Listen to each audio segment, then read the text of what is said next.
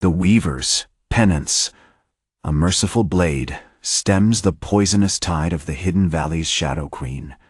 Chapter 1. The Dust of Lost Names. The rain in the Valley of Whispers wasn't rain at all. Not truly.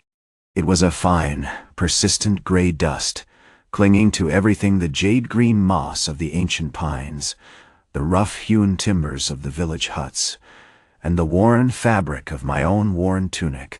It tasted of iron and regret, a flavor I'd grown intimately familiar with over the last decade. I, Toma, was a peddler of silk and straw, my hands calloused not from the relentless swing of a katana, but from the patient, repetitive motion of weaving.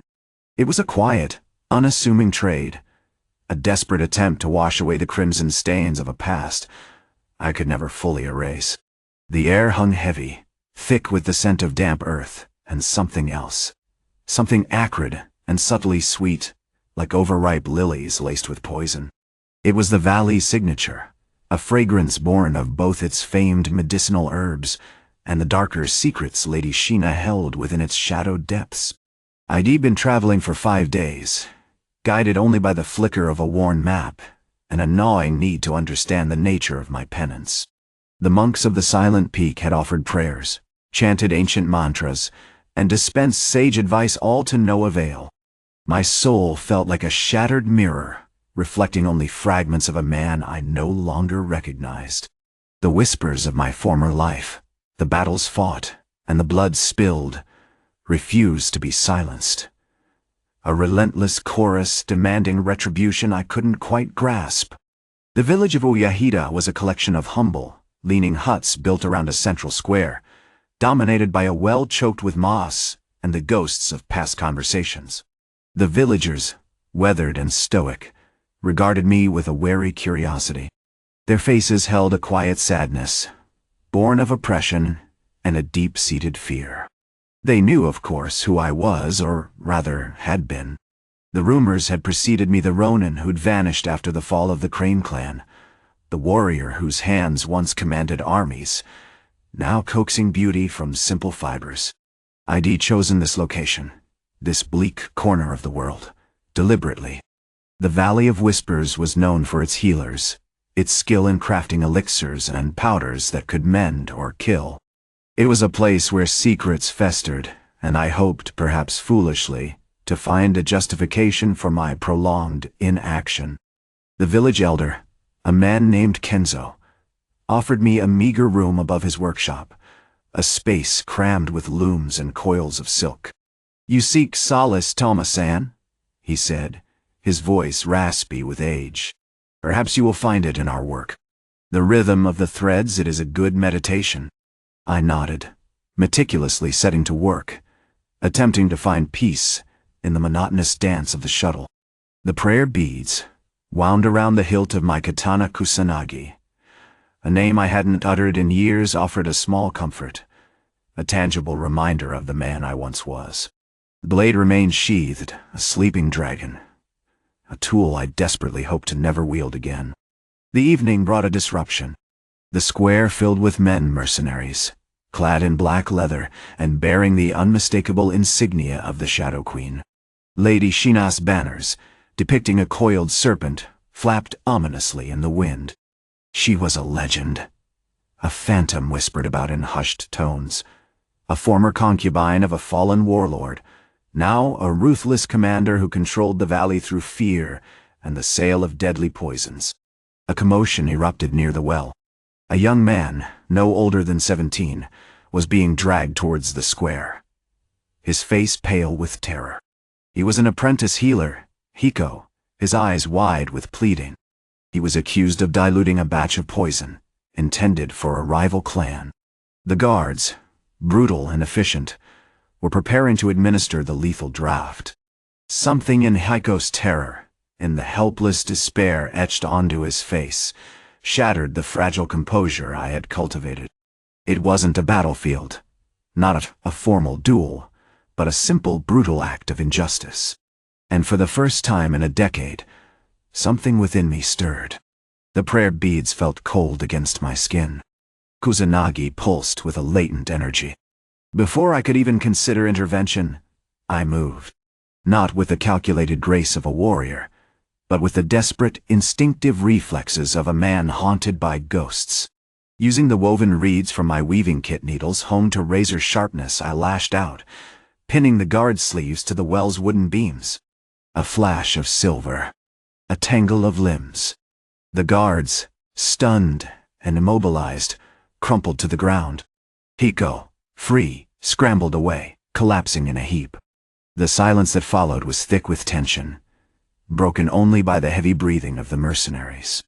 I remained motionless, my hand instinctively hovering near Kusanagi, the dust of lost names swirling around me, a constant reminder of the man I'd buried. The penance, I realized, wasn't a prayer or a ritual. It was the unavoidable recognition of a duty long abandoned, a choice that demanded to be made. The poisonous tide of Lady Shina's ambition was about to rise, and I, it seemed, was the only thing standing in its path. Chapter 2. The Bloom of Betrayal. The rain began subtly, a hesitant weeping from the bruised clouds hanging low over the Valley of Whispers. It wasn't a cleansing rain, but one thick with the scent of damp earth, and the metallic tang of something ancient. Something decaying. It mirrored the feeling in my gut, a slow, insistent rot that threatened to consume me. The villagers, a handful of weathered faces lit by the flickering lanterns, regarded me with a cautious reverence. They had seen a ghost, a fallen star, momentarily returning to the earth, and they were both terrified and strangely grateful. Hiko, the apprentice healer, sat huddled near the hearth, his face a mask of exhausted terror. He hadn't spoken since the incident, only tracing patterns in the dirt with a trembling finger. I offered him a small warm broth of ginger and honey, the steam clinging to his pale cheeks. "Drink," I said, my voice rasped from disuse. "It will steady you." He accepted the bowl with a jerky nod, his eyes never leaving me. Lady Shina's mark on the village was a tangible thing, the scorched earth where her cavalry had gathered, the lingering scent of burnt herbs, the fear clinging to the women's eyes like a shroud. She was a predator, exquisitely honed and merciless. Her reputation preceded her, a whispered warning carried on the wind, a former concubine of the emperor, discarded and fueled by a burning desire for vengeance and dominion. The mercenaries under her command were a collection of cutthroats and disgraced warriors, bound to her by oaths and the promise of coin. I spent the remainder of the evening observing them, their movements tense and deliberate. They were a study in controlled aggression, each man a honed weapon waiting to be unleashed. Their leader, a hulking brute named Kaito, circled the perimeter, his hand never straying far from the hilt of his katana. He possessed a face carved with a perpetual sneer, and his eyes held a chilling intelligence, the calculating gaze of a man who knew precisely how to exploit weakness. As the rain intensified, blurring the edges of the valley and muffling the sounds of the approaching night, I began to speak with the village healers, attempting to discern the extent of Shina's operation. They were wary, understandably so. Their knowledge was a dangerous weapon in the hands of a tyrant. Elder Hana, a woman whose hands bore the intricate patterns of a lifetime spent coaxing remedies from the valley's flora, was the most forthcoming. "She isn't simply manufacturing poison," she explained, her voice low and urgent. "She's perfecting it. She has brought in scholars, alchemists. They refine the toxins, enhancing their effects, tailoring them to specific targets. The clan of the Crimson Dragon was weakened by a neurotoxin that induced vivid, debilitating hallucinations before paralysis. The Baron of Silverstream, he succumbed to a slow, agonizing necrosis, his flesh rotting from the inside out. The sheer scale of her operation was sickening. This wasn't mere mercenary work. It was a meticulously crafted campaign of terror. "She intends to carve a kingdom from the bones of the weak," Hana finished, her gaze hardening with grim determination. "She seeks to control the flow of power through fear." As she spoke, a strange sense of unease settled over me. The rain seemed to intensify, and the shadows deepened, twisting familiar shapes into menacing forms. I felt a prickling on my skin. A nascent awareness Kusanagi stirred once more, its cold steel humming with a barely contained power. Then Kaito appeared at the edge of the clearing, his face obscured by the rain and the flickering light. He hadn't followed the mercenaries, but had been observing us, a silent predator gauging our defenses. "Ronin," he addressed me, his voice a low growl. "You interfere. You disrupt the natural order. You interfere with Lady Shina's business." "I interfere with injustice," I replied, my hand instinctively moving to the woven reed handle of Kusanagi. "That is a burden I carry." "A burden you should have shed a decade ago," he sneered. "Your penance isn't weaving straw, old man. It's facing the consequences of your past." He moved then, a blur of steel and muscle. Before I could react, his katana flashed out, aimed not to kill, but to disable. The blade whistled past my ear, severing the strap of my woven pouch, sending its contents the sharpened reeds, the dried herbs scattering across the rain-soaked ground. The fight erupted with savage intensity. Kaito was a whirlwind of brutal efficiency, relying on speed and aggression to overwhelm me. I parried his strikes, using the maneuverability honed over years of training, but his power was overwhelming. He was a seasoned warrior, and his strikes were precise and deadly. I realized, with a chilling certainty, that this was not a simple confrontation. This was a test, a deliberate provocation. Shina wasn't merely seeking to eliminate me, she was attempting to break me, to force me to reveal the ghost I had so carefully buried. The bloom of betrayal was unfolding, and I was caught in its poisonous heart. Chapter 3. Crimson Bloom.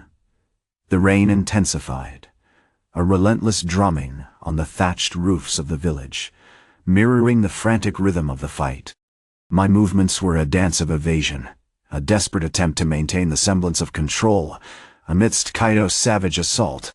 Each parry, each block, was a calculated expenditure of energy, a recognition that this was not a battle of skill, but a deliberate dismantling. He wasn't aiming to kill me. He was aiming to unearth something within, something I'd guarded with a ferocity born of decades of regret. Kaito's katana sang a song of lethal precision. He moved with the calculated grace of a predator, each strike designed to disrupt, to wound, to provoke. He wasn't interested in honorable dueling, he relished the raw, visceral struggle, the erosion of my defenses. I felt the sting of his blade on my arm, a thin line of crimson blooming against the rough linen of my tunic. It wasn't a debilitating wound, but a searing reminder of my vulnerability. "You cling to this delusion of peace, old man," he roared, his voice laced with a contempt that cut deeper than his steel. "You hide behind your needles and your weeds, trying to atone for sins you cannot outrun. The shadows are always hungry, and you, Toma, are a particularly succulent offering." His words were a physical blow, each syllable a shard of memory chipping away at my resolve. He was correct, of course. The guilt remained, a cold knot in my stomach, heavier than the worn leather of my armor. The ghosts of the fallen, the faces of those I'd failed to protect, they haunted me still. But to surrender to that despair, to let Kaito's venom corrupt my spirit, that was a fate worse than death. I shifted, using the slope of the muddy ground to my advantage, forcing him to alter his trajectory. The rain plastered my hair to my forehead, blurring my vision, but my senses remained sharp. I'd learned to rely on instinct, on the subtle shifts in balance, on the feel of the wind against my skin tools honed by years spent navigating the treacherous currents of my own grief. "You speak of shadows," I countered, my voice strained but firm. "Perhaps you should concern yourself with the darkness within your own heart." I used a weaving technique I'd developed, a rapid, twisting maneuver to deflect a particularly forceful strike, forcing him to stumble momentarily. The force of the blow sent a spray of mud and rainwater over me, momentarily blinding me. He pressed his advantage, closing the distance, His eyes narrowed with predatory focus. This was the point Head been waiting for, the moment of collapse. But I wouldn't yield. I drew upon the discipline ingrained into my bones, remembering the movements of my former masters, the silent precision of a master weaver turning silk. I moved not with the brute force of a warrior, but with the controlled grace of a craftsman shaping his medium.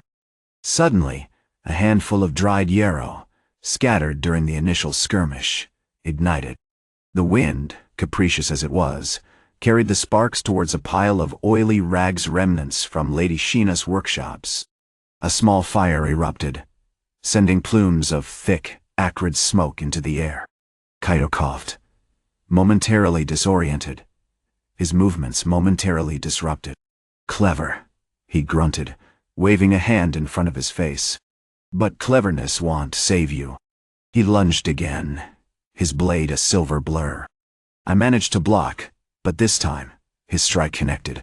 It wasn't a fatal blow, but it caught my wrist, twisting it with agonizing force. A sharp, searing pain shot up my arm, and I cried out, instinctively gripping my katana tighter. "You fight with the spirit of a wounded bird," he taunted, pressing his advantage. A desperate, futile struggle. As he raised his blade for another strike, I saw it, a tiny, intricately woven pouch, snagged on a protruding piece of wood.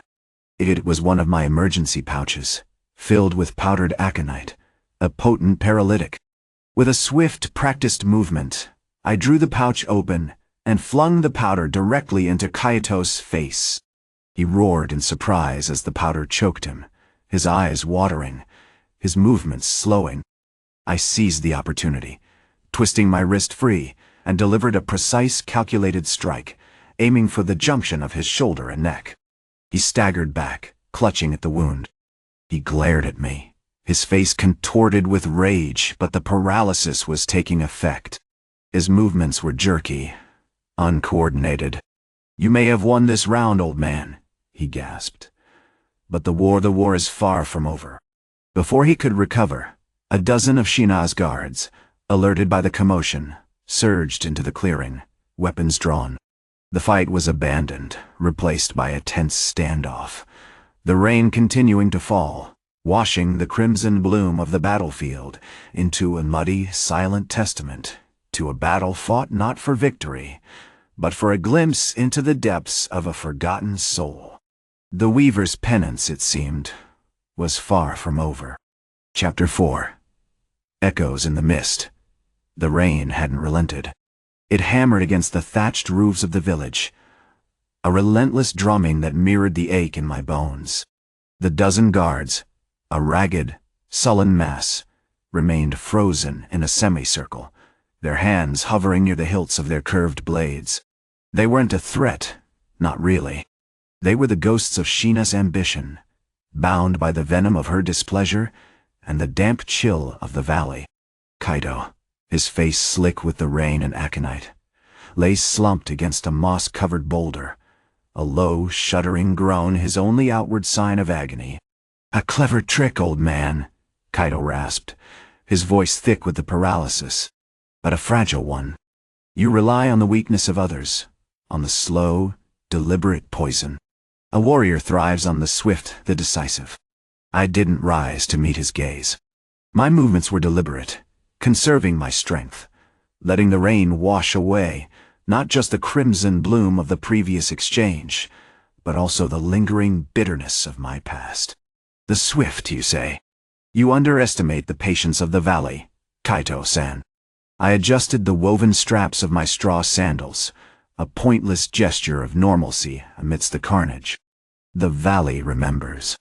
A young healer, no older than 18, stepped forward, his face etched with worry. He approached Kaito with a small vial of cool water, offering it cautiously. "Please, take this, Master Kaito. The paralysis, it will pass." Kaito waved him away with a dismissive flick of his wrist. "Let it linger. Let it remind me of your pathetic defense." He tasted the water, grimacing. "It burns." I observed the scene, a careful study of the elements at play. The villagers were wary, hesitant. their eyes reflecting a mixture of gratitude and apprehension.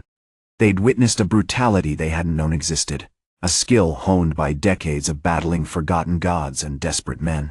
They needed reassurance, a sign that this singular act of defiance wouldn't shatter the delicate balance of their lives. "The powder is potent," I said, my voice low and deliberate. "But it's not a solution. It's a warning. Lady Shina's methods will bring ruin to this valley, to everyone within its embrace." I gestured toward the thick, swirling fog that had begun to creep in from the surrounding mountains. "She sees this valley as a prize to be plundered, a means to fuel her ambitions. She will not stop until she has bled it dry." Suddenly, a figure emerged from the fog, a tall, imposing woman clad in dark, oiled leather. Lady Shina. Her face, framed by intricately braided black hair, was a mask of cold fury. She surveyed the scene with a disdainful gaze, her eyes, the color of polished obsidian, fixed on me. "You interfere, old man," she said, her voice a silken rasp. "You disrupt my work. You dare to question my methods." She gestured towards Kaito. "He will be a lesson to all who value sentiment over strength." She moved with a predatory grace, drawing twin daggers from their sheaths. The blades were not pristine, they were darkened with a film of viscous, iridescent poison, a blend of viper's venom and the nightshade cultivated deep within the valley. "You still carry that worn blade?" She sneered, her eyes tracing the weathered prayer beads wrapped around the hilt of my katana, a relic of a bygone era, a pathetic attempt to cling to some forgotten honor. This was the test, not of strength, not of steel, but of resolve. She aimed to provoke a reaction, to ignite the fury that I had spent a decade suppressing. I didn't flinch. I didn't raise my sword. Instead, I moved, not with a flourish of aggression, but with the quiet, deliberate grace of a weaver, adjusting the threads of a complex pattern. I mirrored her movements, anticipating her strikes, not to meet them head-on, but to redirect her attacks. My body was a conduit, channeling her energy, guiding her movements with subtle shifts in balance. It wasn't a dance of death, but a conversation, a brutal, silent exchange of force. The air crackled with the sparks of steel against steel, a symphony of controlled chaos. Her daggers flashed, each strike a potential disaster, but I parried them with the precision of a craftsman, sending them spinning harmlessly away. As she brought her blades down for a final, desperate strike, I used her momentum against her. Not to kill, but to disarm. A calculated twist of my wrist, a shift of my weight, and she stumbled, her daggers clattering to the ground, coated in a shimmering sheen of venom. The rain intensified, washing away the blood and the lingering scent of poison. The villagers watched, stunned, as Lady Shina stood, momentarily stunned, her face contorted in fury. The weaver's penance, it seemed, was not about the blade, but about the control it demanded. Chapter 5. The Echo of Silk. The rain continued its relentless assault, a mournful drumbeat against the moss-slicked stones of the valley. Lady Shina, still sprawled on the damp earth, remained a study in simmering rage. Her face, once a mask of calculated beauty, was now a bruised plum, the venomous sheen of the daggers clinging to her fingers like stubborn stains. The mercenaries, a ragged collection of northern clansmen and disgraced samurai, shifted uneasily, their bravado curdled by the sheer unexpectedness of their defeat. They were bound with lengths of hemp, woven tight by the villagers, each knot a subtle reminder of their failure. Toma stood a respectful distance away, his posture relaxed, his hands meticulously smoothing a small piece of unfinished silk, a simple, worn straw sandal. He wasn't offering solace, wasn't attempting to quell her fury. He was, instead, enacting a ritual, a quiet act of dismantling her aggression. The rhythmic pull of the threads, the almost meditative concentration, was a language Shina clearly didn't understand. You cheated," she finally rasped, her voice a dry, brittle rustle. The words weren't directed at him, but at the villagers, at the inherent unfairness of their victory. A weaver, defeating a woman of my station with needlework? Old Kenzo, the village elder, a man whose face resembled a dried plum itself, stepped forward, his movements slow and deliberate. The true weapon, Lady Shina, is not steel, but knowledge. You sought to poison the heart of this valley, to corrupt its bounty. You did not understand its nature. It adapts. It resists. He gestured towards the swirling mist, now thickened with the rain and the lingering potency of the sleep spores. You came prepared to fight with force. We offered you a different path.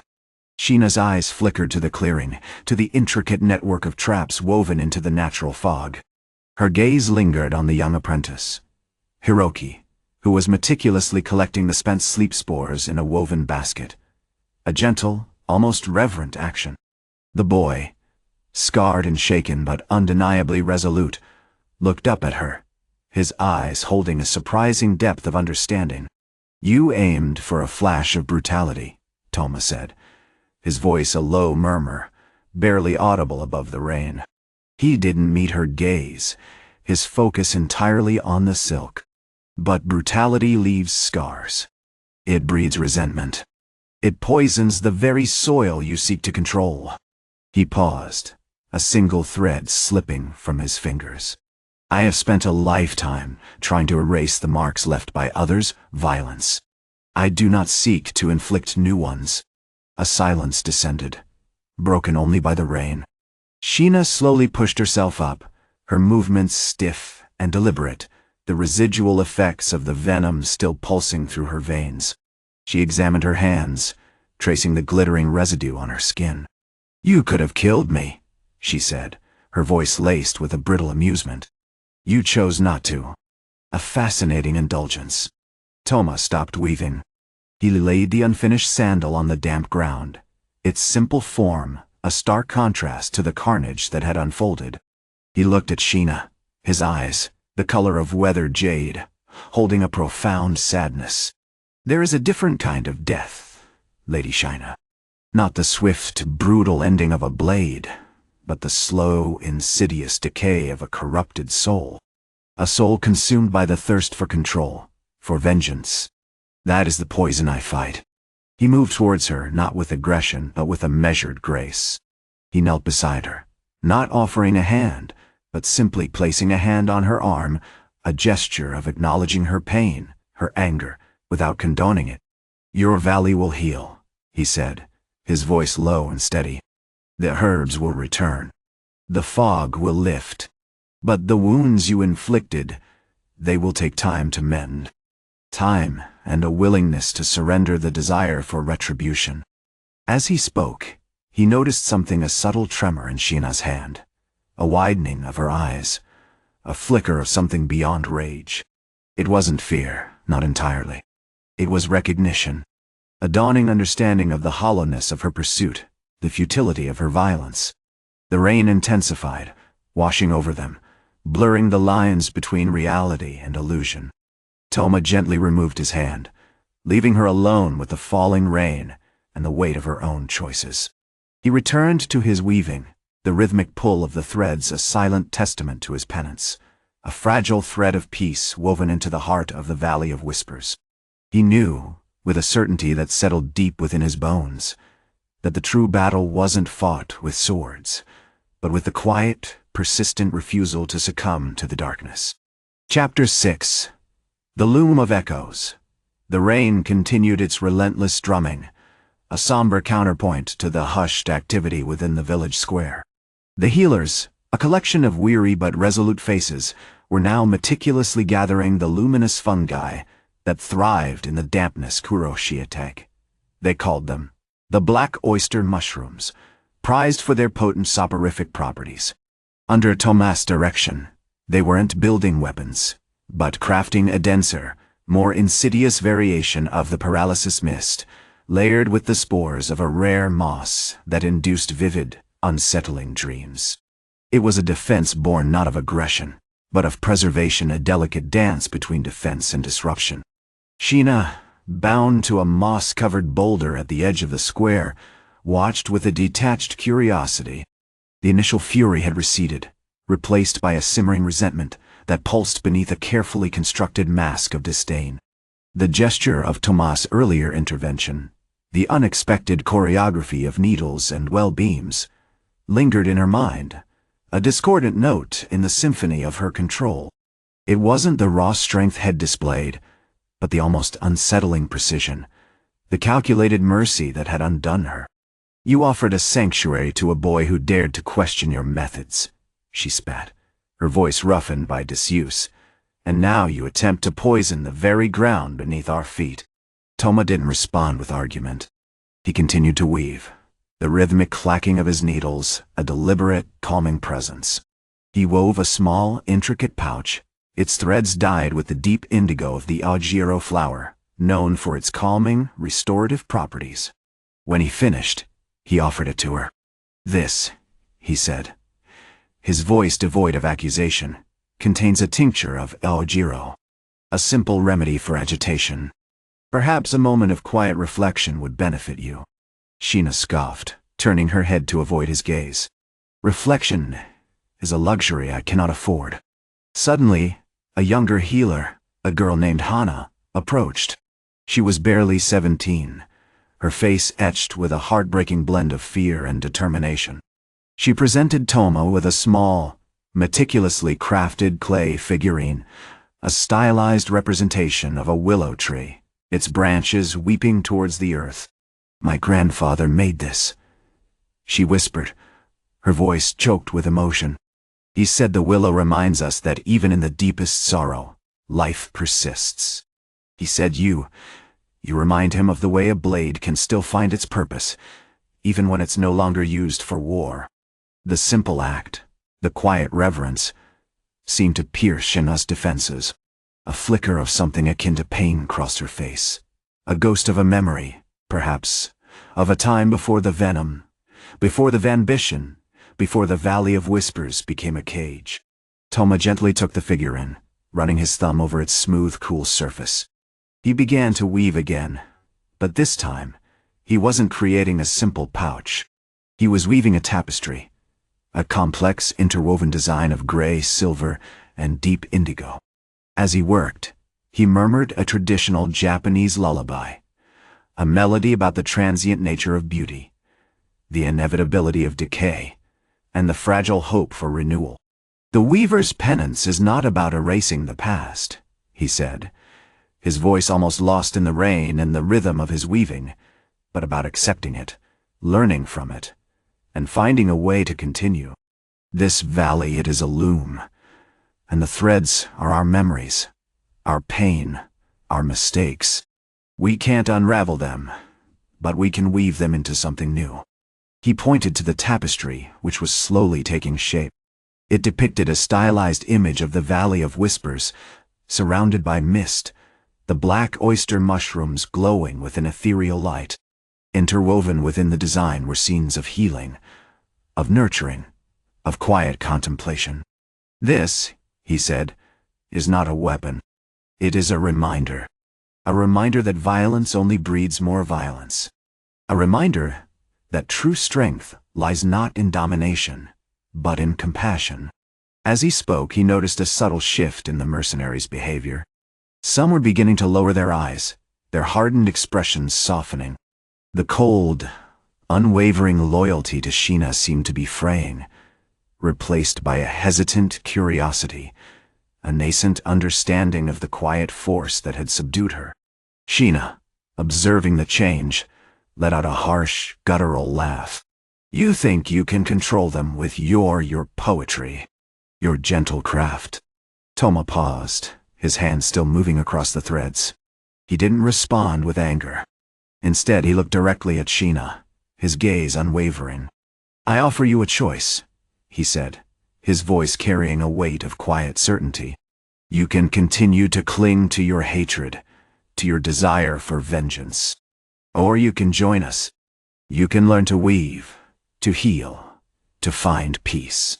The loom is open." The rain intensified once more, washing away the last vestiges of the red moon, and the scent of the black oyster mushrooms filled the air, thick and intoxicating. The Valley of Whispers, shrouded in mist and illuminated by the flickering glow of the mushrooms, felt less like a prison and more like a sanctuary, a place where even a fallen queen could find redemption, woven thread by painstaking thread. Chapter 7. The Serpent's Knot. The rain continued its insistent rhythm, a silver veil clinging to the damp jade of the Valley of Whispers. The air, thick with the musk of the black oyster mushrooms, now meticulously cultivated within terraced beds, felt less oppressive, more subtly insistent, as if the valley itself were absorbing the last echoes of Shina's fury. The mercenaries, still bound with vines woven from nightshade and ash, shuffled restlessly, their movements jerky and uncomfortable. They were a collection of broken things, a scarred veteran, nursing a bruised arm, a young recruit trembling with lingering fear, a hulking brute stripped of his confidence. Toma, seated at his loom, ignored their agitation. He was meticulously crafting a small sash, the indigo thread pulled taut, the shuttle's dance a meditative exercise. It wasn't a weapon, not in the traditional sense, but the intricate knots he created held a strange, unsettling power. Each loop, each twist, represented a choice, a pathway. The serpent always seeks to constrict. Shina's voice cut through the rain's murmur, delivered from a shadowed corner of the clearing. She hadn't moved since her stunning defeat, a figure of unsettling stillness. Her dual daggers, now meticulously cleaned and oiled, gleaming faintly in the mushroom light. Her face was marred by a thin, white scar, bisecting her left eyebrow, a stark reminder of the battle's brutality. You speak of weaving, of healing, but you are a phantom, a ghost of a life long forgotten. You offer redemption to those consumed by darkness, yet you carry the darkness yourself. Toma didn't rise. He continued his work, the rhythmic snap of the shuttle, the only sound besides the rain. Darkness isn't a thing to be conquered, Lady Shina. It is a current, a river that needs to be guided, not dammed. He finished tying a complex knot, a stylized representation of a coiled serpent, the serpent's knot, and secured it to the sash. This represents your own story, doesn't it? The venom you spewed was a reaction, a desperate attempt to defend yourself against the wounds inflicted upon you. The young veteran, Kaido, a former guard who'd been among the first to be subdued, shifted, his eyes fixed on Shina. She doesn't understand. She believes she's been wronged, that everyone has betrayed her. She sees only violence, only retribution. Shina's gaze narrowed. Sentimentality is a weakness, guard. A luxury I cannot afford. She gestured to a young healer, Hana, a girl barely 16, who knelt beside her, offering a handful of dried lavender. This offering is meaningless. You offer comfort to a beast. Toma finally ceased his work, his hands still stained with indigo. He looked at Shina, not with judgment, but with a weary sadness. Perhaps your beast simply needs to learn to recognize the scent of lavender. He walked over to her, slowly, deliberately, and knelt before her, mirroring her posture. I am not here to judge. I am here to show you an alternative. He extended a hand, offering her a small, intricately woven pouch filled with dried chamomile blossoms. This, he said softly, is a balm for the soul. A reminder that even the deepest wounds can heal with patience and kindness. Shina stared at the pouch, her expression unreadable. For a long moment, she simply looked at it. The only movement the slow, deliberate blink of her eyes. Then, she took the pouch, her fingers brushing against his. You are a strange man, Ronin, she said, her voice low, almost a whisper. A ghost with a loom. Perhaps, Toma replied, rising to his feet. but even ghosts can leave a mark. He picked up the serpent's knot sash and held it out to her. This knot represents the choices you have made, the path you have chosen. But it doesn't have to be the final one. As he said this, a subtle shift occurred. The mercenaries, sensing a crack in Shina's resolve, began to murmur amongst themselves, their earlier fear replaced with a tentative curiosity. Kaito, emboldened, stepped forward. "Lady Shina," he said, his voice hesitant. Can you show me how to weave?" Shina's gaze flickered to Kaito, then back to Toma. A flicker of something, perhaps regret, perhaps simply weariness, crossed her features. For the first time, she didn't offer a harsh dismissal. Instead, she nodded. A single, almost imperceptible movement. "Very well, guard. Perhaps the weaver's hand can untangle the knots of my own mind." The rain continued to fall, washing over the valley, and the scent of the black oyster mushrooms mingled with the fragrance of chamomile, creating a strange, unsettling harmony, a testament to the enduring power of a peaceful blade, and the possibility of redemption woven thread by painstaking thread. Chapter 8. The loom of doubt, the rain intensified, a relentless gray curtain descending upon the valley of whispers. The air hung thick with the cloying scent of chamomile and the unsettling perfume of the black oyster mushrooms, a morbid counterpoint to the healer's attempts to coax a semblance of order from the chaos. Shina, surprisingly, remained seated on a low stool fashioned from a fallen cypress log, observing Kaito as he struggled with the rudimentary loom. Her daggers, still stained a disturbing violet, lay discarded at her feet, reflecting the flickering light of a single lantern. Toma watched her, the serpent's knot sash a weight in his hand, not of obligation, but of observation. The gesture had unsettled him more than had anticipated. Shina, the merciless architect of this valley's suffering, offering instruction in a craft so utterly devoid of violence, felt like a deliberate unraveling of the carefully constructed tension that had defined their brief, brutal encounter. Kaito, a boy barely past 16 with eyes the color of bruised jade, was predictably inept.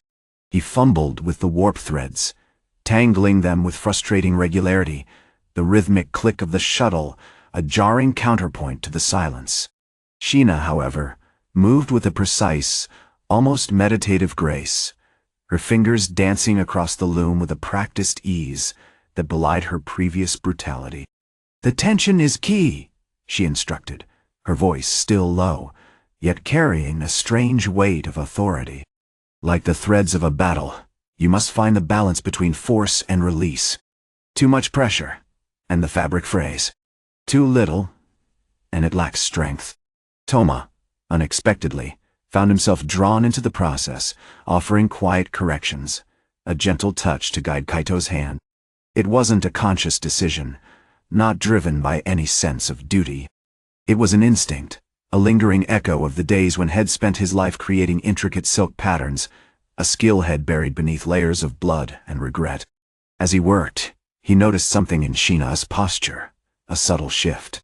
The rigid military bearing had softened, replaced by a trace of vulnerability.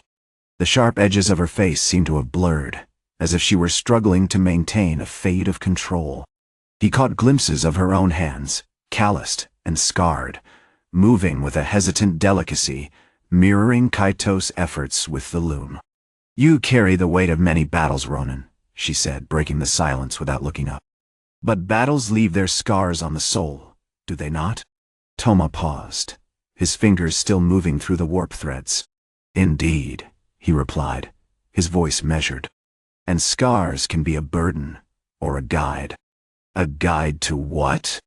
Shina challenged, finally meeting his gaze. Her eyes, once cold and calculating, now held a disconcerting flicker of something akin to sadness. To redemption? To forgiveness? Or merely to a deeper understanding of the darkness within? He didn't answer immediately. He considered her words, recognizing a truth he had been stubbornly avoiding. Shina wasn't just a mercenary leader. She was a woman forged in the crucible of betrayal, a survivor haunted by her own past. Perhaps, he said slowly, it is simply to learn how to weave a new pattern from the broken threads. He gestured to the tangle of yarn surrounding Kaito. A pattern that doesn't unravel with every movement. The rain intensified further, drumming against the thatched roof of the hut. Suddenly, Kaito stopped, letting out a frustrated groan. He stared at the knotted threads, his face flushed with anger. "I can't do it!" he exclaimed, throwing down his shuttle. "It's impossible." Shina rose from her stool, moving to the boy with unexpected urgency. She knelt beside him, gently untangling the threads with a surprising tenderness. "It is not impossible," she said, her voice soft. "It is simply difficult. Patience, young one. The loom requires respect. You must listen to it, understand its rhythm." As she worked, Toma noticed a small, tarnished silver pendant, hanging around her neck, a stylized serpent, coiled around a single, blooming lotus. It was a symbol he recognized from his own clan's traditions, a relic of a forgotten lineage. "That pendant," he said, pointing to it. "It belongs to the Shadow Serpents, a clan known for their mastery of poisons." Shina's hand froze. A flicker of something panic, perhaps, or simply recognition passed across her face. For a heartbeat, she looked like a child caught in the act of stealing. Before she could respond, the hut door creaked open, admitting a fresh gust of rain and a silent, unsettling question hanging in the air. The weaver's penance wasn't about weaving silk, Toma realized. It was about unraveling the tangled threads of a life, a legacy, and a dark secret. And he, the wandering Ronin, was inextricably woven into the design. Chapter 9. Echoes in the Mist. The rain continued its insistent drumming, now less a rhythmic protest and more a suffocating weight. The silence that followed Shina's startled expression was heavier, laden with a shared understanding that chilled Toma to the bone.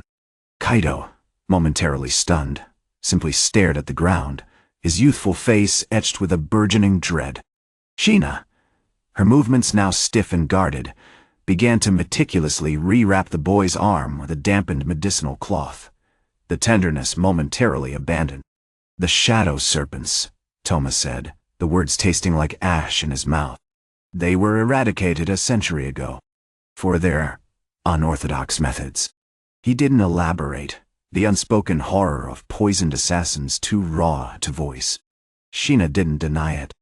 Instead, she continued to tend to the boy, her fingers moving with a practiced efficiency that belied the turmoil behind her eyes. "Legends are often embellished," she said, her voice carefully neutral. "The Serpent Clan was known for its knowledge, its adaptability. Survival in this land demands certain sacrifices." Toma watched her, his old instinct screaming at him to draw his katana. But he held back, a conscious restraint born of a decade spent denying his past, a past that now threatened to consume him. The scent of the herbs, normally calming, now felt cloying, laced with the bitter tang of deceit. "Adaptability to what?" he asked, the question a carefully measured blade. Shina paused, her hand hovering over the boy's wound. "To necessity," she replied, finally meeting his gaze. Her eyes were the color of jade, flecked with an unsettling gold. "The Valley of Whispers provides shelter, yes, but it also provides ingredients. And some ingredients, young samurai, are best obtained through discreet methods." The air thickened, heavy with the unspoken implication. The pendant, the Serpent Clan symbol, wasn't merely a relic of a forgotten lineage, it was a key, unlocking a history of violence and manipulation. It was a reflection of his own. Had spent years running from that reflection, attempting to bury it beneath layers of quiet labor, of meaningless trade. "The village healers," Toma began, his voice low and deliberate. "They don't brew poison for sale. They heal. They preserve. They understand the delicate balance of nature. You've corrupted that balance." Shina rose fully, her movements fluid and predatory. She didn't attempt to strike, but instead took a step closer, her eyes scanning him with an unnerving intensity. You speak of balance, Ronin. But balance is a construct, a choice. I choose to protect my people, to ensure their survival. The valley is a vulnerable place, threatened by warring clans, bandits, disease. My methods, however unorthodox, have kept them safe. She gestured to the rain-slicked clearing, now subtly shimmering with the residual effects of the sleep powder. This is not destruction, samurai. It is strategic defense, a temporary measure to discourage unwanted attention. Suddenly, a low, guttural moan ripped through the hut. The boy, Kaito, was convulsing, his body racked with tremors. Shina reacted instantly, her movements swift and practiced. Administering a counteragent from a small pouch shed, produced a viscous, crimson fluid that smelled of crushed berries and something distinctly metallic. As the tremors subsided, Kaito opened his eyes, his gaze unfocused. I saw them, he whispered, his voice hoarse. The guards, they were singing, a song of shadows.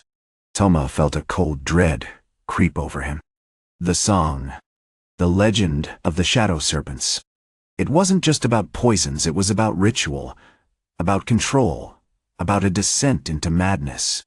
The weaving, he said, his voice strained. It isn't a penance. It's a distraction. You've used it to mask something. Shina finally smiled, a thin, unsettling curve of her lips. You are perceptive, samurai. But you are also predictable. You believe you are unraveling a secret. But you are merely following a thread that leads back to yourself. She pointed to the worn straw sandal resting on the ground. You sought a penance for your past. But the past, like a stubborn thread, will always find its way back to the loom. The hut door burst open again, this time not with rain, but with the piercing cry of a hawk. A single, perfectly formed white feather drifted down, landing silently on the woven rug. Toma recognized the feather immediately, the mark of the Serpent clan. And he realized, with a sickening certainty, that he hadn't been weaving a penance, had been preparing a trap. Chapter 10. The Loom of Regret. The hawk's feather, pristine white against the muted browns and greens of the hut, felt like a physical blow.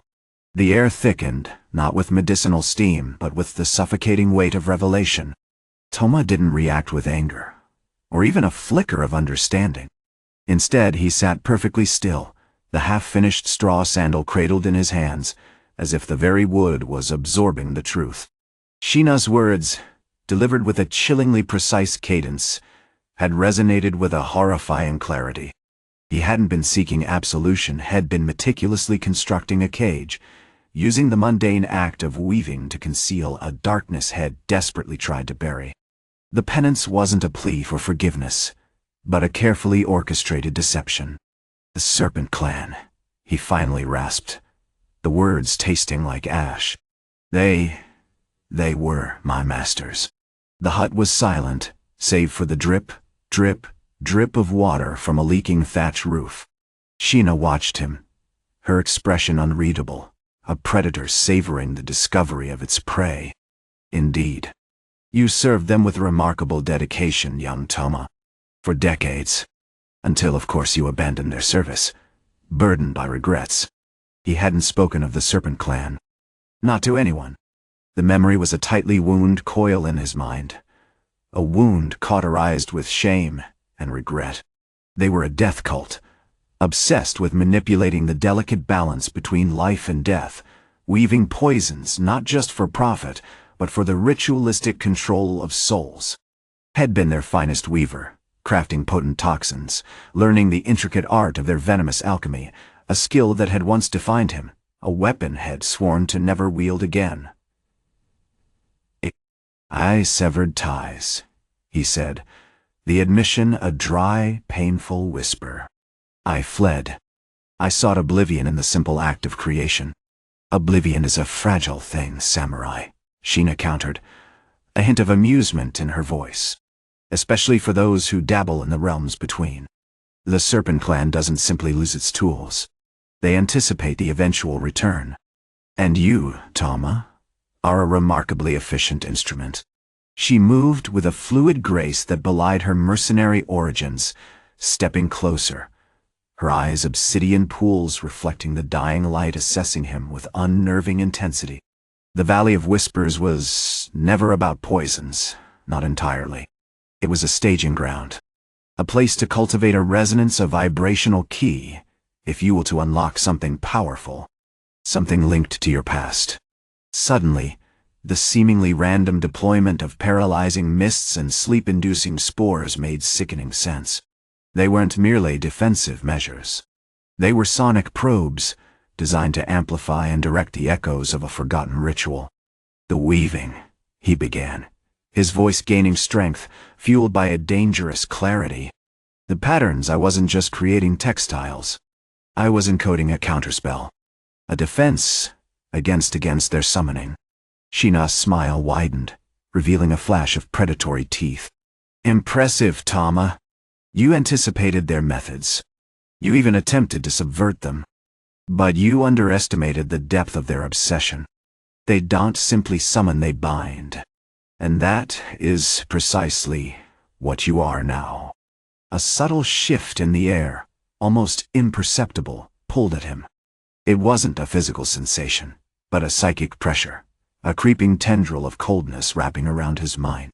He recognized it instantly, the touch of the Serpent Clan's influence, a subtle corruption that slowly eroded one's will, twisting desires and fueling obsession. He instinctively reached for his katana, the weathered prayer beads digging into his palm. But he didn't draw it. He couldn't.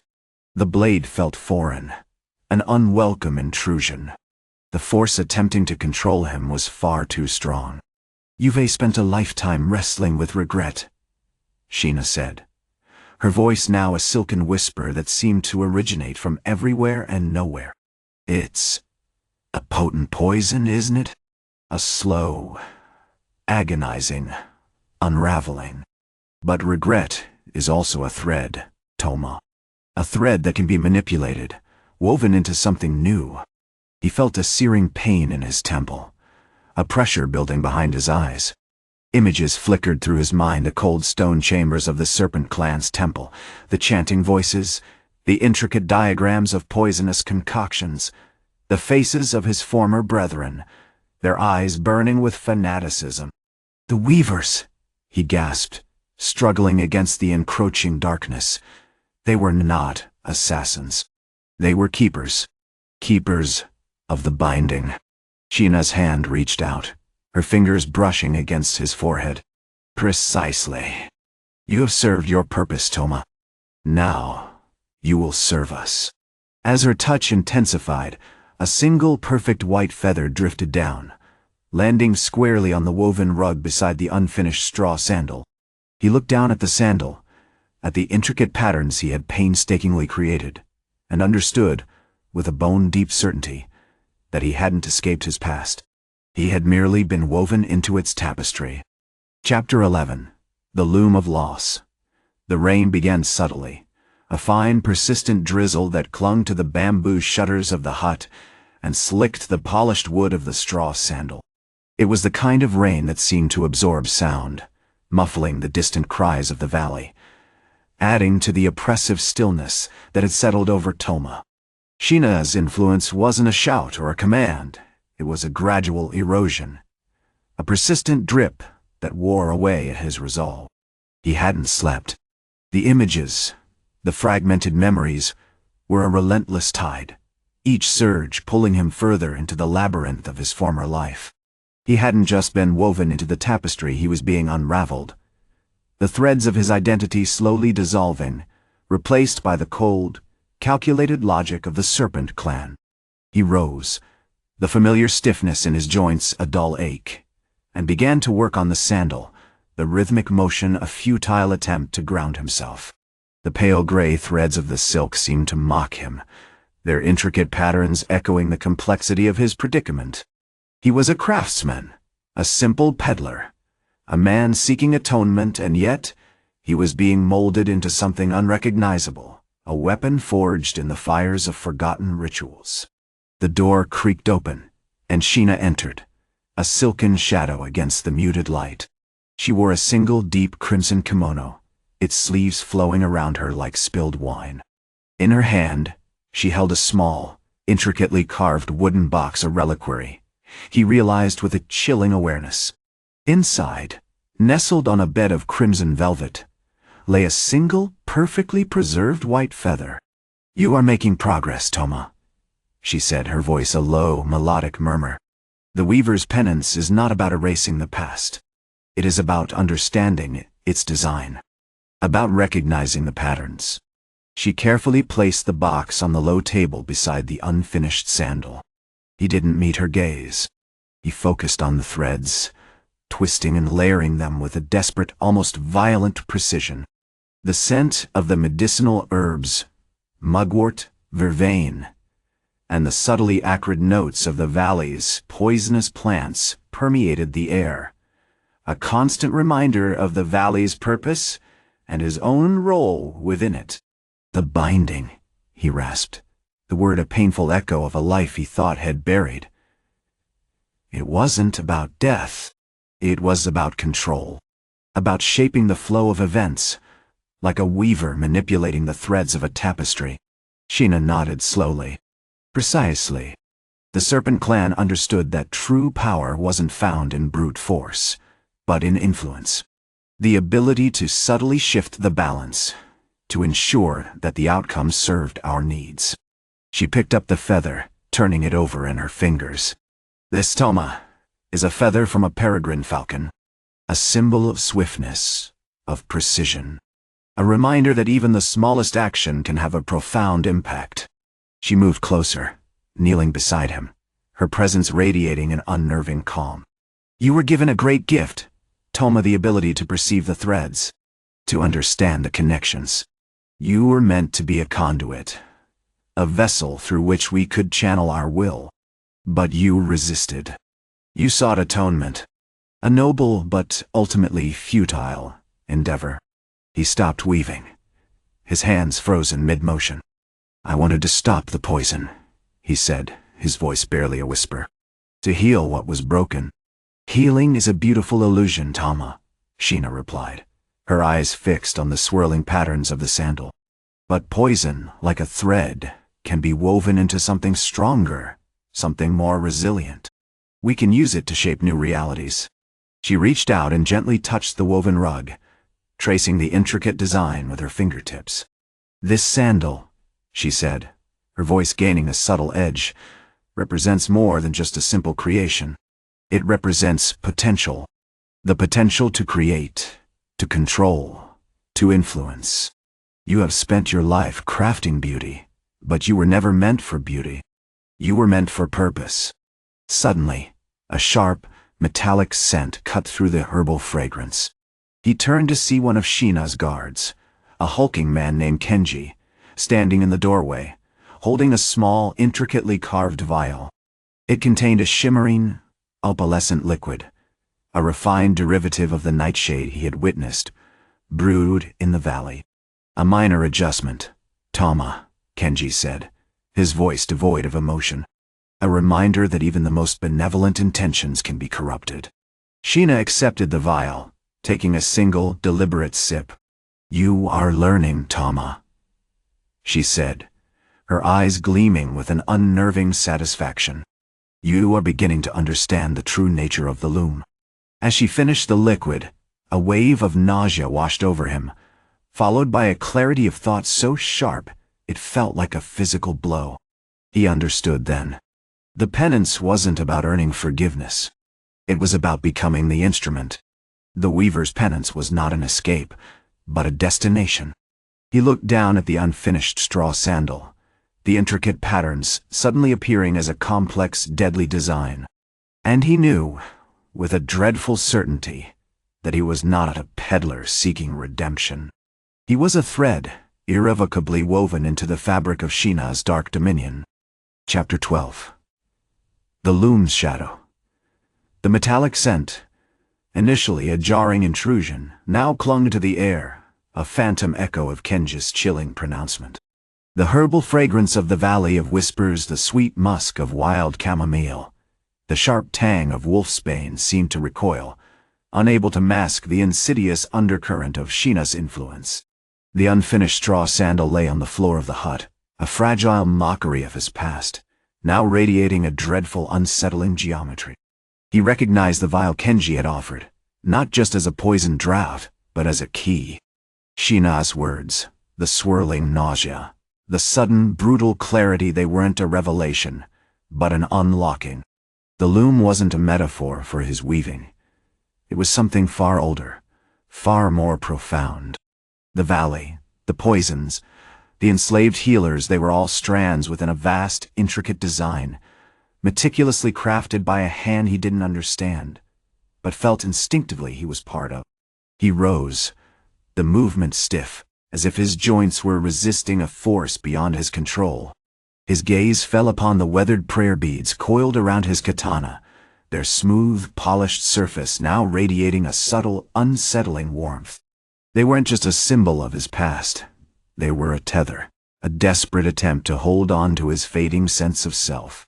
He slowly uncoiled them, the beads cool against his palm, and, with deliberate slowness, brought the katana to his hip.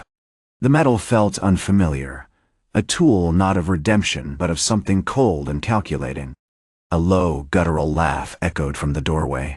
Lady Shina stood there, framed by the dying light, her crimson robes billowing around her like a poisoned bloom. She held the emptied vial, turning it over in her long, elegant fingers. Her face, normally a mask of predatory calm, was flushed with a strange, almost ecstatic exhilaration. "You grasped it, Toma," she said, her voice a silken thread laced with steel. "You saw the truth. The weaver doesn't simply create, he shapes. He directs the flow, controlling the chaos, molding it to his will. And the valley was merely a canvas for that shaping." She took a step forward, her eyes fixed on him with unnerving intensity. "You sought penance for a past you didn't fully understand. But the past, my dear Toma, is not fixed. It is a pliable substance, capable of being reshaped, molded, just as a weaver transforms a thread into a tapestry." Kenji remained at the door, impassive, a silent sentinel. He was not a warrior, but an architect of destruction, a skilled artisan of venom and despair. "The valley's shadow grows stronger," Shina continued, her voice rising with an almost feverish quality. "The healers, they are not just providing poisons. They are weaving patterns of disruption, of fear, of weakness. We use their knowledge to amplify the chaos, to guide it towards its inevitable culmination." She gestured towards the now silent village, a collection of thatched roofs and darkened doorways. "Each life here, each death, is a thread added to the loom. You, Toma, are now a vital component of this design. You've seen the potential of this benevolent warfare. You've begun to recognize the beauty of a perfectly crafted ruin." Turning her attention to the straw sandal, she carefully picked up a strand of the woven material, examining its intricate pattern. "Your craft, once considered a simple act of creation, reveals itself to be a method of control. You manipulate form, you impose order, and now you will use that skill to refine." Suddenly, Kenji moved, not with a rush of aggression, but with a deliberate, almost ritualistic grace.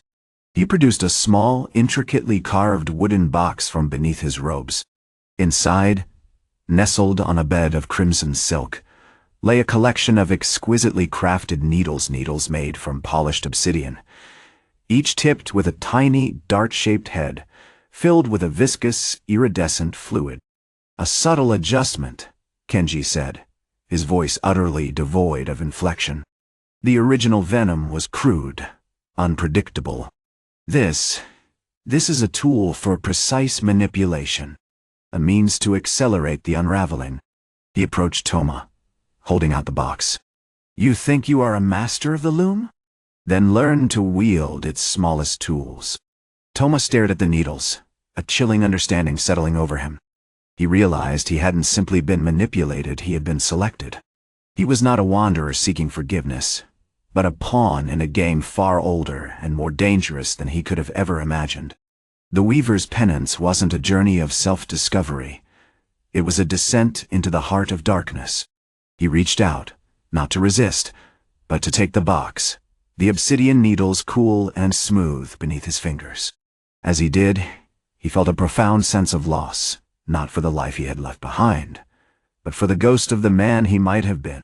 "Very well," he said, his voice a low murmur, laced with a terrifying resignation. "Show me the patterns." The metallic scent of Kenji's vial hung heavy in the air, a silent promise of the intricate, deadly designs to come. Chapter 13. The echoes in silk, the rain in the Valley of Whispers, had shifted from a sullen drizzle to a brutal, insistent downpour, mirroring the turmoil within Toma's soul.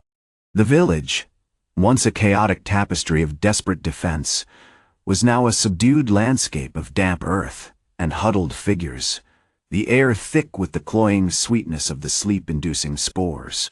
Lady Shina's cavalry, a tide of crimson steel and snarling faces, had been routed, their dreams choked by the valley's own secrets. Yet, the victory tasted of ash. Kenji remained a silent sentinel, observing Toma with an unsettling detachment. The little wooden box, now resting on a rough-hewn table in the heart of the village square, a temporary command post woven from salvaged timber, seemed to radiate a cold, unsettling energy. The obsidian needles, shimmering subtly in the flickering lamplight, were not merely instruments of poison, they were extensions of something ancient. Something that resonated with a dreadful familiarity within Toma's bones. The neurotoxins were a blunt instrument. Kenji's voice, modulated and precise, cut through the rhythmic drumming of the rain. "We are crafting an orchestra of destruction. Each needle delivers a targeted sequence, a cascade of subtle disruption. Paralysis, disorientation, memory loss. The body is a fragile mechanism, vulnerable to the most delicate of manipulations." He was demonstrating a terrifying grace in his movements as he meticulously threaded one of the obsidian needles with a solution derived from moonpetal and shadow orchid, a concoction that, when introduced into the bloodstream, would induce vivid, horrifying hallucination. Toma watched, his hands instinctively reaching for his own katana, a gesture he immediately suppressed. The blade felt heavy, an alien weight against the unsettling lightness of the needles in his palm. "You were right to resist," Kenji continued, unfazed. "Your past is a burden, a tangled knot of regret. This is the unraveling. We are taking back control, not just of this valley, but of the patterns within yourself." Toma felt a jarring pang, not of guilt, but of recognition. The needles weren't just tools, they were echoes of his past life, the life had desperately tried to bury beneath layers of humble labor. He remembered the workshops, the scent of oil and dye, the rhythmic motion of the loom, the intricate designs, had meticulously crafted designs that weren't merely decorative, but imbued with potent, subtly disruptive energies. He had been a master weaver of poisons, a silent architect of assassination, his craft honed to a terrifying precision. "You serve the Kageyama clan," Kenji stated, the words hanging in the air like a poisonous fog. "A house built on lies and bloodshed. You sought absolution through penance, but the penance has been offered to you. You are not a lost soul, Toma. You are a legacy." He gestured to the needles again, a single drop of the iridescent solution clinging to their tips. "Each one is a potential weapon, a tiny, exquisite instrument of vengeance. But more than that, it is a key to understanding the fundamental architecture of death." A young healer, a girl named Hana, hesitantly approached him, her face pale with exhaustion and fear. She carried a small pouch filled with crushed nightshade, one of the few herbs still relatively unaffected by the Shina's manipulations. "Master Toma," she said, her voice barely a whisper, I I brought you this. It may help with the visions." Toma took the pouch, examining the dark, velvety leaves. He felt a tremor run through him. Not a physical sensation, but a deep, unsettling resonance with the darkness within the nightshade. He recognized the plant it had been used in his own training, a catalyst for inducing altered states of consciousness, a precursor to extracting information. "The Valley of Whispers is more than just a source of herbs, Hana," he said, his voice low and measured. "It is a nexus of forgotten knowledge, a place where the veil between realities is thin. Shina's manipulation extends beyond the physical. She is attempting to rewrite your memories, to implant new patterns within your mind." He raised one of the obsidian needles, the shimmering fluid within reflecting the flickering lamplight. "This is not about simply disabling her forces. It's about dismantling the very foundations of her power, her perception, her will. We are not fighting a woman, we are fighting a ghost." As he spoke, a strange sensation washed over him, a fleeting image, a fragment of a memory not his own. He saw himself, younger, clad in dark silks, moving through a moonlit garden, his katana flashing with lethal grace. He saw a face, a woman's face, beautiful and deadly, a face that was both strangely familiar and utterly terrifying. The vision vanished as quickly as it had appeared, leaving him breathless and disoriented. He looked at Kenji, who was watching him with an unnerving intensity. "The Weaver's penance is not a balm," Kenji said, his voice devoid of emotion. "It is a storm. And you, Toma, are its eye." Chapter 14. The Obsidian Bloom. The rain hammered against the thatched roof of the Weaver's hut, a relentless drumming accompaniment to the unsettling quiet that had descended upon the Valley of Whispers. The previous night's chaos, the routed mercenaries, the suffocating haze of sleep powder, Shina's ignominious slumber had left a residue of exhaustion, of fragile peace. But Toma felt no peace. The fragmented vision, the echo of a life not his, clung to him like the damp air. He meticulously folded a finished straw sandal, the rhythmic motion, a futile attempt to still the churning beneath his skin. Hana, the young healer head saved, sat opposite him, her face etched with a cautious gratitude. Her eyes, a startling shade of moss green, flickered with a knowledge that bordered on unsettling. Kenji, as always, remained a silent, watchful presence, his dark eyes the color of polished obsidian.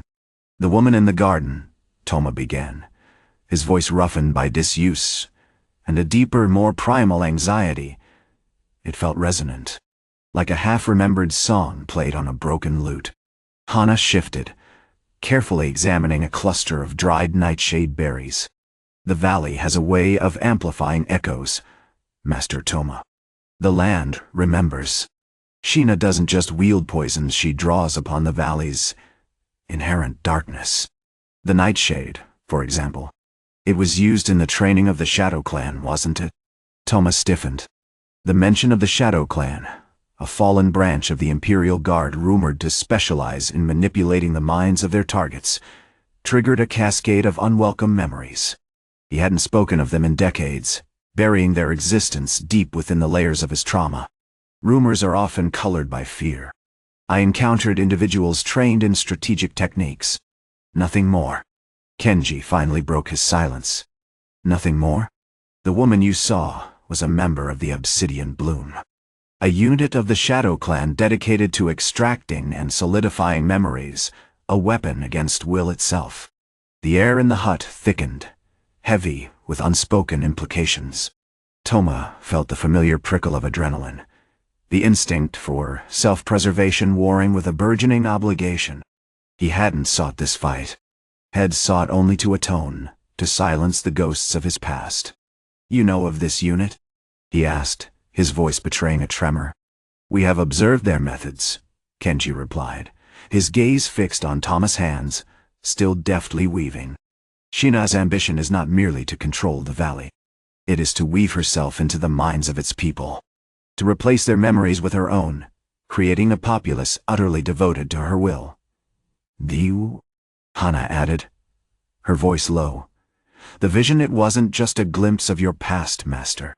It was a probe. Shina attempted to burrow into your mind, to understand your techniques, your weaknesses." Toma slammed the finished sandal onto the table, the sudden violence jarring. He rose, his movements deliberate, the calluses of his hands radiating a controlled power.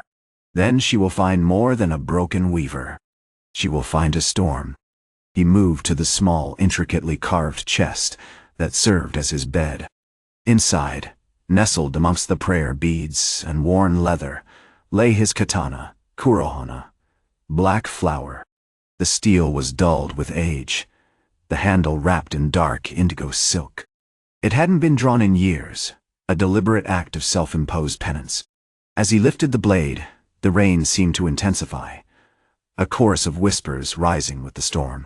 He traced the curve of the blade with his thumb, feeling the familiar weight, the cold, hard certainty of its existence. "I believe," he said, his voice now a low rumble, "that we are not merely defending this valley. We are preventing a fundamental rewriting of reality. Shina seeks to steal not just our memories, but our very identities."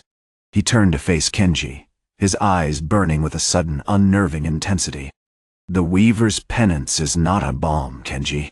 It is a storm. And you, Toma, are its eye." Kenji stepped forward, unsheathing a wickedly curved dagger crafted from the same obsidian as the needles Hana had used. The blade shimmered in the lamplight, a dark, unsettling beauty. "Then let us prepare for the storm, Master." As he moved, a small, almost imperceptible detail caught Toma's eye. Hana was meticulously arranging the nightshade berries, not in a simple display, but into a complex geometric pattern, a spiraling vortex that mirrored the shape of the storm raging outside. And within that vortex, a single, perfectly formed droplet of viscous black fluid pulsed with a faint internal luminescence. The fluid, he realized with a chilling certainty, was a concentrated essence of the nightshade, a potent catalyst for memory extraction. Shina hadn't merely tried to probe his mind. She had been harvesting it. Chapter 15. The Serpent's Echo. The rain hammered against the thatched roof of the hut, a relentless percussion that threatened to drown out the whispers.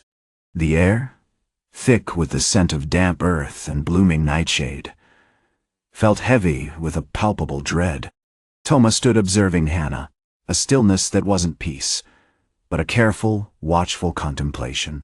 Kenji, his obsidian dagger a dark reflection in the flickering lamplight, moved with the silent grace of a predator, meticulously sharpening the edge against a slab of granite. "The Weaver's penance," Toma rumbled, the words echoing strangely in the confined space, "is not a balm, Kenji. It is a storm. And you, Toma, are its eye." He hadn't meant it as a title, hadn't intended to imbue himself with such a weighty burden. But the evidence surrounding them, the deliberate construction of the nightshade vortex, the unsettling luminescence of the black fluid, it confirmed a suspicion that had begun to burrow deep within his marrow. Shina wasn't just seeking to control the valley, she was attempting to unravel something far more fundamental. Kenji responded with a curt nod. His eyes narrowed, absorbing every movement of Toma's hand. "The patterns, Master. They are exquisite." A terrifyingly elegant method of intrusion. Toma approached Hana, the weathered straw sandals beneath his feet absorbing the dampness. "The patterns," he said, his voice softening, "are not just about disrupting memory. They're about directing it. The vortex, it's channeling the nightshade's essence, forcing a confrontation with the subconscious. It's surgical extraction, using the very fabric of our minds as a canvas." Hana didn't meet his gaze. Her fingers continued to dance over the nightshade berries, her movements deliberate, almost ritualistic. The droplets of the black fluid pulsed with a slow, hypnotic rhythm, reflecting the blood-red streaks painted across the storm clouds by the approaching dusk. "She seeks to rewrite our histories," Toma continued, his voice low and gravelly, "not simply to erase, but to reweave them. To replace our lived experiences with fabricated narratives, mirroring her own ambition, her own hunger for dominion. He reached out, his hand hovering hesitantly before gently taking a handful of the berries. The cool, viscous liquid instantly stained his palm a bruised violet. He didn't flinch. Had tasted death before, felt its icy kiss in 1,000 battles. This was different. This was an assault on the self. Suddenly, a sharp, metallic clang sliced through the rain's fury. Kenji stood, his dagger raised, pointing toward the outer wall of the hut. A single, perfectly formed nightshade berry, identical to those Hana was arranging, lay nestled in the mud, pulsing with the same unsettling luminescence. An offering, Kenji stated, his voice devoid of emotion. Or a probe. Toma retrieved the berry, examining it with a grim fascination. Shina doesn't simply destroy. She cultivates. She nurtures this parasitic awareness, feeding it with our fears, our regrets, our most cherished memories. The valley isn't just a source of poison, it's a breeding ground for delusion. He paused, his gaze sweeping across Hana and Kenji. The question is, how deeply has she already penetrated? Without a word, Hana finished her arrangement, completing the spiraling vortex. A low hum filled the air, originating from the pulsing black fluid. Toma felt a momentary disorientation, a dizzying rush of fragmented images, flashes of a forgotten childhood, a brutal skirmish from his youth, the faces of fallen comrades all swirling, colliding, threatening to overwhelm. He gripped his weaving needles, the familiar weight grounding him, anchoring his awareness. She's attempting to map our emotional landscapes, he said, fighting to regain control. She seeks to understand not just what we remember, but how we feel about it. To use that understanding to manipulate us, to erode our resolve. Kenji moved swiftly, deftly placing a small ceramic bowl beneath the pulsing nightshade. He carefully collected a portion of the black fluid, transferring it to a dark, intricately carved flask. We need to understand the composition of this essence, he said, his voice carefully measured. Determine its potency, its effects. Perhaps find a counterpoint. Toma understood the urgency. The fluid wasn't merely a catalyst for memory extraction. It was also a conduit, a channel for Shina's influence. The storm, he said, his eyes fixed on the raging heavens, is not just a defense. It's a weapon. We need to harness its energy, to create a shield against her manipulation. As he spoke, a particularly violent gust of wind tore through the valley, extinguishing the lamplight and plunging the hut into near darkness. The rain intensified, driven by an unnatural force. And within the swirling vortex of nightshade, the black fluid pulsed with a brighter, more frantic luminescence, a silent, sinister echo of Shina's ambition. The weaver's penance had begun, not with a single blow, but with the unsettling realization that the deadliest battles weren't fought with steel, but with the ghosts of the mind.